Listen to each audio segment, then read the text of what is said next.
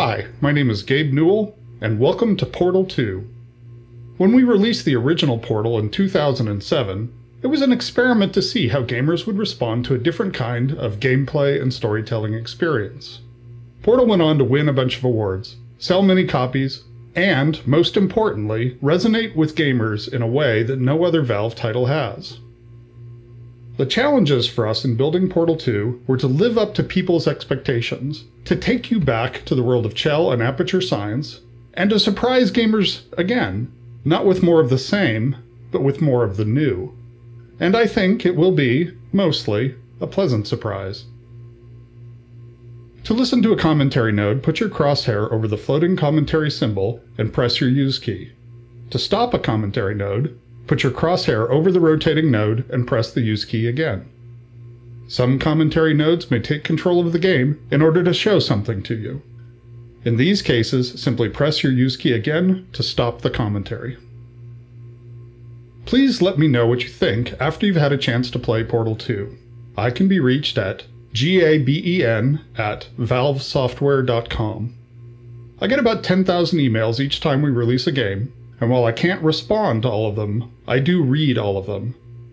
Thanks, and have fun. The writers went back and forth over whether or not Wheatley had tried escaping with other test subjects before waking the player up. It was an interesting idea, and you can still hear remnants of this story arc in some of the dialogue. But at the end of the day, it was just too expansive a concept to sell, so it's hinted at, but not overtly mentioned until the end. The idea of being stuck forever in a state of stasis that looked like a crappy old motel room had been in our minds for a long time, but we weren't sure exactly how we wanted to rip you out of it. There was some debate over whether the opening sequence happened inside the player's head or not. There was an alternate opening where Aperture had hooked up all of its cryo-stored test subjects to an incredibly boring hotel room simulator, which Wheatley would then wake the player from. Eventually, this was discarded as too difficult to explain in the short time allotted, and we opted to change the hotel room to a container ride on a rail. This allowed us to show the player, rather than tell them about how they and other test subjects have been stored, show some of the scale of the facility, and even hint at how much time has passed. We also get to gradually reveal all of this through the destruction of the container itself as it moves and bangs into things. Overall, this gives the player a much more dynamic and visceral introduction to Portal 2.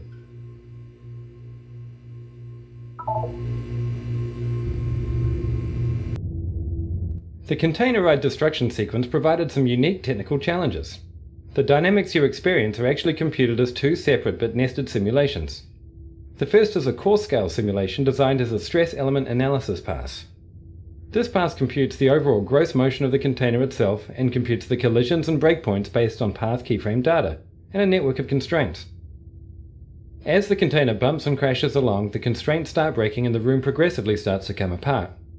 There are over 300 rigid bodies and 900 constraints in this rig, all individually configured for properties like tensile, friction, and collision response. The core simulation portrayed gross motion that captured the main dynamics of the ride, but not the fine details. The product of the core simulation was then used to deform spline-based surfaces representing the container geometry, which in turn were parents to fine debris anchored as rigid bodies. As the surface deformations increase, anchors are broken and the fine debris rigid bodies are released into the simulation. The fine simulation also includes the interior furniture and the model detailing. The two simulations were then connected using cache data and were driven together by a series of scripts. Due to the computational complexities of having two nested simulations, we had to come up with some solutions to some interesting mathematical problems. One problem was that the nested nature of the simulations resulted in some instability in the fine debris calculations due to floating point computational limits. The solution employed for this was to compute the fine debris on a stage where the root transform of the core simulation was essentially cancelled out and stored for later use. This allowed us to more accurately detect the fine interactions between the debris and the environment. Post-simulation, the root transform position and inertia were reapplied to the details. We solved the problem of trying to compute the player within this highly dynamic environment by putting them in a virtual room that has all the base shapes of the rendered container, but is simply used to compute player navigation. It's hidden somewhere else in the map. The viewpoint of the player is then parented to the core simulation transform, resulting in the final rendered frame. At the end of the ride, the player is teleported into the actual game space. The simulations were iterative, enabling us to sculpt the dynamics in parallel with gameplay design. In the final product there are over 1,200 rigid bodies, 900 constraints, and 1,000 joints. With all the iterations combined, the actual runtime spent computing the simulation was 92.4875 days. Core safeguards are now non-functional. Please prepare for reactor core meltdown. Okay, look, I wasn't going to mention this to you, but I'm in pretty hot water here. How you doing down there? You still holding on? The reserve power ran out, so of course the whole relaxation centre stops waking up the bloody test subjects. Hold on, this is a bit tricky. And of course, nobody tells me anything. No, why should you tell me anything? Why should I be kept informed? You know, about the life functions of the 10,000 bloody test subjects I'm supposed to be in charge of. Why? It's close. Can you see? Am I gonna make it through? Have I got enough space? Just gotta get through here. Okay, I just gotta concentrate. This room is meant to teach players the fundamentals of portals, connecting them to two places in the world. As the blue portal moves around the world, the orange stays rooted. In the original portal, this room had these portals moving by themselves on a timer. This led to most people simply staring through their orange portal, waiting for the blue one to end up in the right place.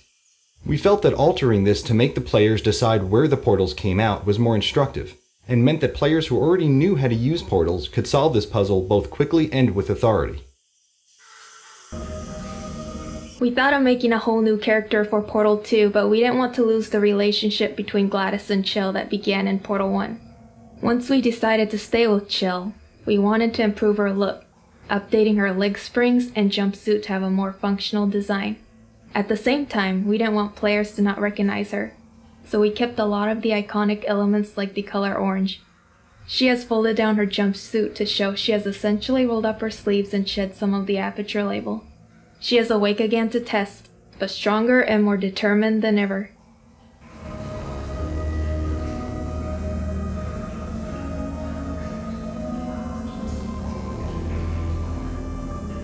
Three, two, one. This map was one of the first of the older Portal maps that we beat up and decayed to bind the two games together. The Smooth Jazz joke is probably the oldest one in the game. The team discovered through playtesting that smooth jazz was funny to all ages, genders, and cultures. Starting out in the ruins of the test chambers from the first Portal was our goal pretty much from day one. We wanted to give players a sense of nostalgia for what they had played, but also make it very clear that things had changed. Not only in a fictional sense, but in a graphical one as well. We needed to bridge the gap between the first game's simpler art assets and the much more complex look of Portal 2.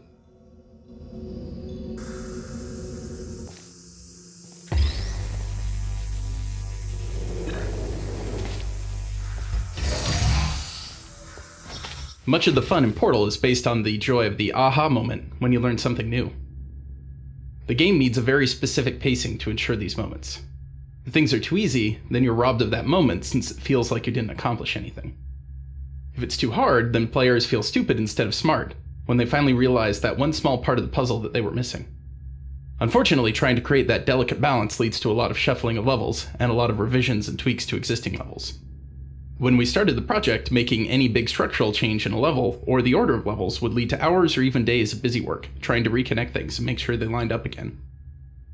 If we ever wanted to ship something the size of Portal, with the finely tuned balance we desired, then we needed a way to be able to make the big changes to the layout of the game without paying the cost of making everything line up again. We needed a way to bend space. We needed to think with portals. Using portals to connect different areas in the world, we could make any type of impossible space work out. You could look through a hallway into the next room, but the hallway might be on the other side of the map, and the room you were looking into might be in a completely different orientation. We could seamlessly insert an elevator, a huge expansive vista, a room that was bigger on the inside than the outside, or even create an infinite fall by connecting a shaft back into itself. Soon every connection between any space was a portal. We could even switch them on the fly. Even a simple door worked like the cartoons, just a facade painted on a wall that seamlessly opened somewhere else entirely. Once the game settled down, we were able to finalize our path and remove all the world portals. There's only one impossible space left in the whole game, See if we can figure out where it is.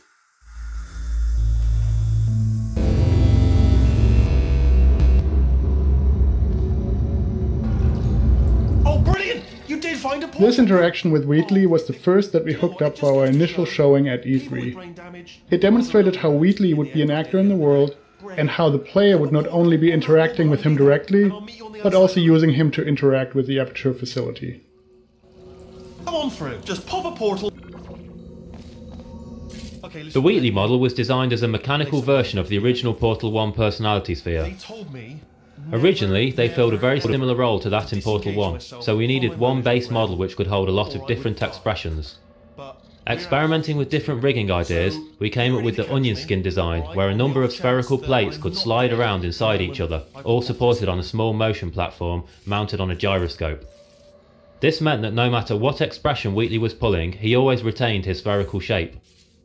The modelers and the animators collaborated closely on these early tests to make sure the design supported the range of expression needed to satisfy any personality sphere that got designed. Lots of ideas were thrown out, such as a small internal robot arm that Wheatley could pull out of one of his ports and pull himself around with. We were careful to make the mechanics look plausible, but we had to cheat the eyelids, since they ended up being a physical impossibility. There was no way all that geometry could fit into the space around his eye without clipping out the other side.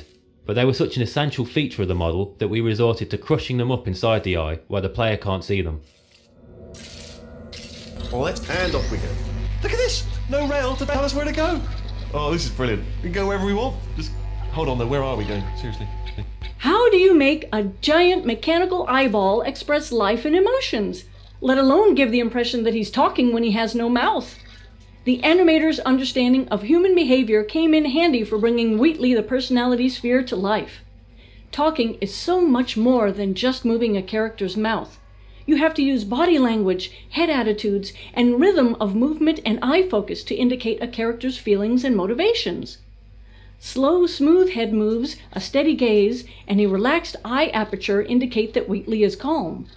Short, sharp head turns, rapid blinks, and glancing around indicate nervousness or deceit. Add a tightly constricted eye aperture and a little shiver to show fear. Tilting the body away while keeping the eye focused on the player signals an attempt at cleverness that ultimately only fools Wheatley himself. Suspicion is communicated by squinting his eyelids and handles, which function as very expressive eyebrows and cheeks. It's also fun to remind the player that Wheatley is a machine. When hacking, his eye and body segments become perfectly centered and spin mechanically, inspired by the spinning tape reels on old UNIVAC computers. And when he wants to look far in front, he flips his eye all the way over to the other side of his head. This animation approach, combined with the writing and vocals, makes Wheatley quite a unique and entertaining character. Part human, part machine, all eye and no brain.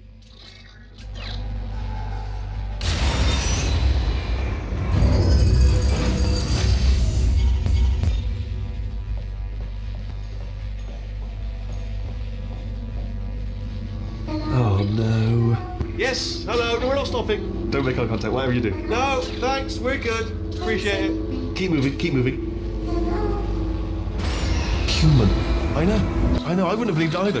Apparently this human escaped. Originally, GLaDOS was built to curl up and disguise herself as one of her rings, potentially explaining how she had survived the explosion at the end of Portal 1. But this wasn't a very dramatic reveal, so we threw it out in favor of spreading her out over a greater distance. This also made her more recognizable as GLaDOS when you initially crossed the room. The actual wake-up animation was a combination of simulated animation with a layer of hand-keyed animation over the top. A two-stage model was created for this scene. The first stage had separate pieces and connecting cables that would be drawn together by running a physics simulation so that the pieces would interact with the environment.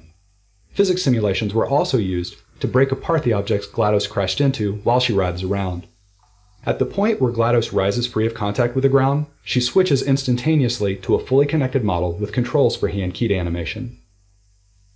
From this point, the animator enhanced GLaDOS's awakening by hand, choreographing the violent chaos of her re-emerging consciousness, while at the same time conveying the weight of a machine the size of an airliner. Once the hand-keyed animation was done, a final simulation pass was run to animate the cables and dangling parts of GLaDOS's body. The scene was produced very rapidly for an E3 deadline, and a traditional rig for the sequence was never fully realized. This made it difficult when we extended the sequence after E3 to add further animation, but we accomplished it by bearing in mind that GLaDOS herself is pretty broken at this point. The last part of the sequence requires the player to lose control of their view while being immobilized by a giant mechanical pincher. Once the controlled camera takes over, a careful alignment and time synchronization was required to make all the hand-animated models and camera interact with each other.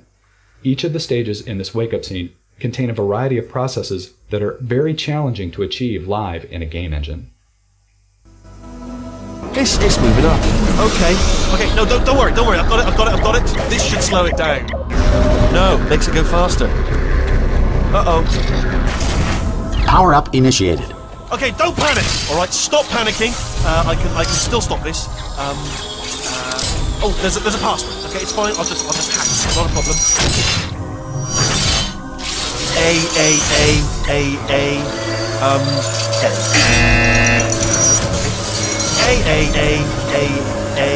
C.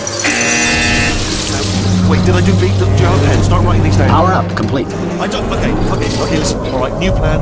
Act natural. Nothing more. Hello! Oh, it's you. You know her? It's been a long time. How have you been? I've been really busy being dead. You know, after you murdered me. You did what? Oh no! Oh no!